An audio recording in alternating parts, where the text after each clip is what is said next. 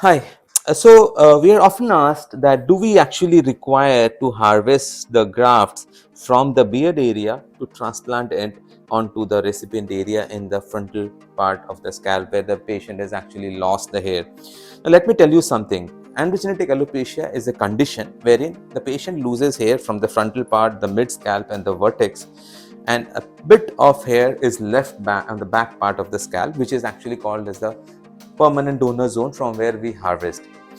Now, beard being an area which is actually resistant to DHT, we prefer to take beard because this gives a very good density because these are much thicker than the scalp area. But the problem with the beard is they do not match the texture of the scalp hair. So normally they are filled from the back, which is not on the hairline, but the back part is actually filled to give beautiful density.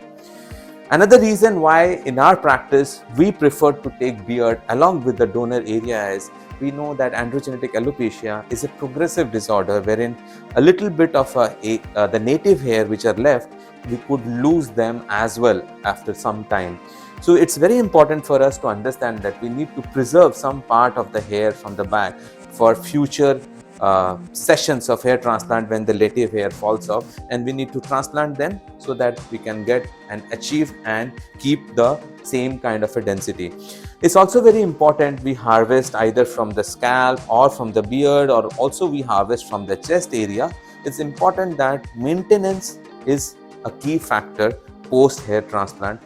As a patient, you need to understand that you have to come back to us for getting sessions of PRPs, getting sessions of GFC.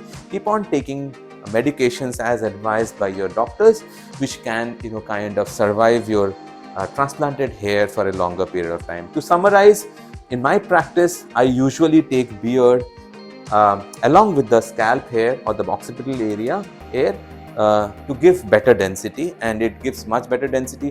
What you see here are the punched out areas, and they're going to heal beautifully in the next 3 to 5 days, and post 5 days you'll not be able to see any of these punches here. It's going to be clean as before the surgery, and it's a very safe procedure and quite painless once the anesthesia is given, and it's all done under local anesthesia, so you don't have to worry about that part of it. You want to understand more about the beard harvesting, please get in touch with us and we'll be more than happy to help you out there.